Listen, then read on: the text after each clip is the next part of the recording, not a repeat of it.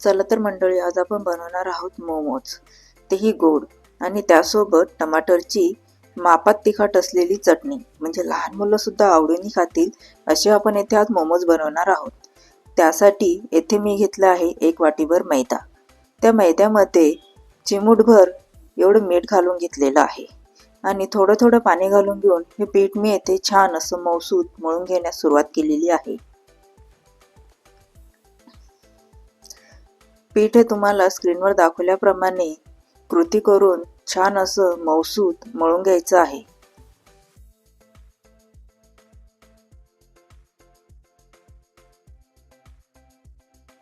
पीठ छान असं मऊसूत मळून झाल्यानंतर त्यामध्ये थोडंसं तेल घालून घेऊन आपल्याला हे तेल या पिठाला छान असं चोळून सुद्धा घ्यायचं आहे आणि पीठ मळून झाल्यानंतर त्याला आपल्याला 15 मिनिटांसाठी झाकून ठेवायचं आहे। जोपर्यंत हे पीठ एकजीव होतंय तोपर्यंत आपल्याला इथे मोमोजसाठी जे सारण लागणार आहे ते आपण इथे बनवून तयार करणार आहोत। येथे मी बारीक उरलेला कोबी घेतलेला आहे। त्याला मी इथे उभ्या आणि आडव्या पद्धतीने बारीक कट करून घेतल्यानंतर चाकूच्या साहाय्याने छान त्याला अजून असं बारीक कट करून घेतलेला आहे। साधारणतः 1 वाटी भरेल एवढं इथे मी हा कोबी बारीक चिरून घेतलेला आहे।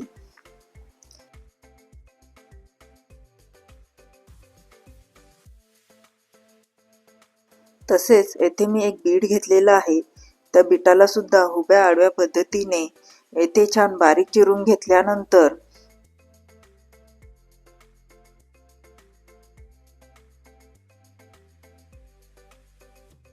त्याला चाकूच्या साहाय्याने अजून येथे छान बारीक असं कट करून घेतलेलं आहे।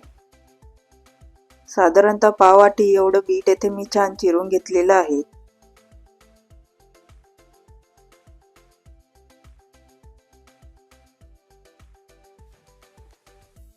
तसेच येथे मी 2 ढोबळ्या मिरच्या घेतलेल्या आहेत।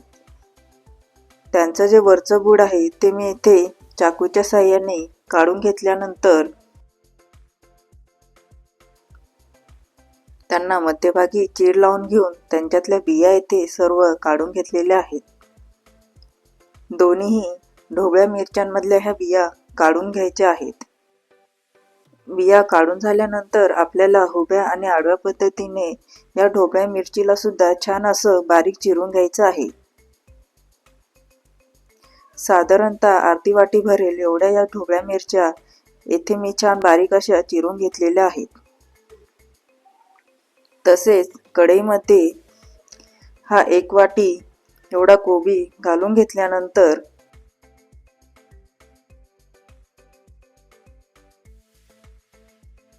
आपल्याला यामध्ये ढोबळी मिरची सुद्धा अर्ध वाटी एवढी घालून घ्यायची आहे। तसेच पाववाटी भरलेला हा बीट सुद्धा आपल्याला यामध्ये घालून घ्यायचा आहे आणि हे सर्व जिन्नस येथे छान मिक्स करून घेतल्यानंतर त्यामध्ये पाव चमचा एवढं मीठ घालून घेतलेलं आहे। मीठ घालून हे सर्व जिन्नस छान येथे एकजीव करून घेतल्यावर यामध्ये येथे मी 2 चमचे भरेल एवढा गूळ सुद्धा घालून घेतलेला आहे। गुळामुळे काय होईल ना की हे मिश्रण जे आहे ते मापात गोड होण्यास मदत होते। तसेच बीटामुळे आपल्या या मिश्रणाला छान असा गुलाबी रंग येण्यास मदत होते। या मिश्रणावर झाकण ठेवून आपल्याला हे मिश्रण छान येथे शिजवून घ्यायचं आहे। थोड्या वेळाने त्याच्यातलं सर्व पाणी आटलं गेल्यावर यामध्ये साधारणतः 4 ते 5 चमचे एवढं सुकं खोबरं आपल्याला यामध्ये घालून घेतल्यानंतर हे सर्व जिन्नस येथे छान मिक्स करून घेऊन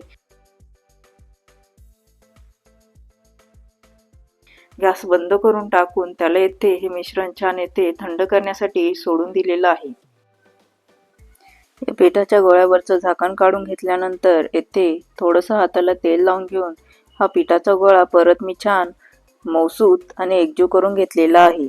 येथे आपला सॉफ्ट डो बनून एकदम मऊसूत असा हा पिठाचा गोळा बनून तयार झालेला आहे। एक बारीक लाटी घेऊन तिला मी पळपट लाटण्यावर छान अशी मध्यम आकाराची अशी लाटून घेतलेली आहे। बारीक पोळी लाटून घेताना ती आपल्याला मीडियम आकाराचीच लाटून घ्यायची आहे, म्हणजे जास्त जाडही नाही जास्त पातळही नाही।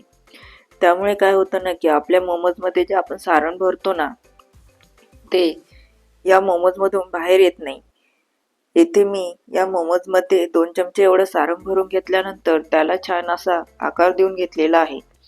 तसेच पातेल्यामध्ये पाणी गरम करून घेतल्यावर पाण्याला छान बुडबुड्या आल्यावर त्यावर जी जाळी आहे ना, त्या जाळीला सुद्धा खालून छान तेल लावून घेऊन त्याच्यावर हे सर्व मोमोज ठेवून घेतलेले आहे आणि त्याच्यावर झाकण घालून घेऊन 20 ते 25 मिनिटे छान स्लो गॅसवर वाफून घेत आहे।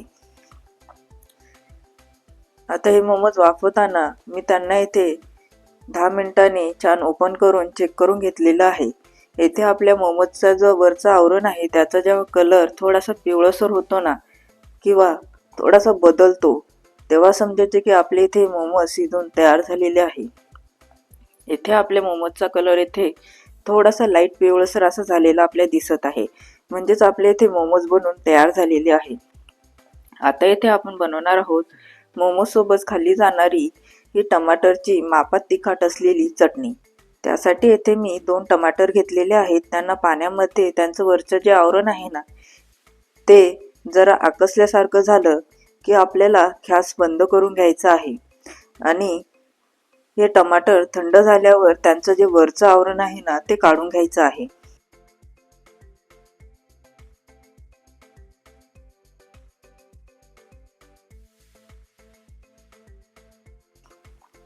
वरचं आवरण काढून झाल्यानंतर आणि हे टमाटर थंड झाल्यावर त्यांना मिक्सरच्या भांड्यात घालून घेऊन त्यामध्ये 1 लवंगी मिरची,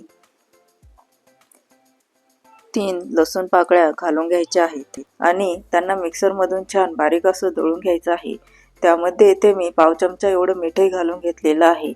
आता कढईमध्ये अर्धा चमचा एवढंच तेल घालून घेतल्यानंतर त्यामध्ये अर्धा चमचा एवढी मोहरी छान तडतडून घेऊन हे टमाटरचं जे मिश्रण आहे ते घालून घेऊन त्याला इथे छान या सर्व जिन्नसमध्ये मिक्स करून घेतलेलं आहे। 2 मिनिटाच्या आत आपली इथे टमाटरची चटणी बनून तयार होते। अशा प्रकारे आपले इथे गोड लहान मुलं सुद्धा आवडीने खातील असे टेस्टी मोमोज बनून तयार झालेले आहेत। नवनवीन रेसिपीजसाठी आमच्या चॅनलला लाईक करा, सबस्क्राईब करा, बेल आयकॉनवर क्लिक करा। थँक्यू।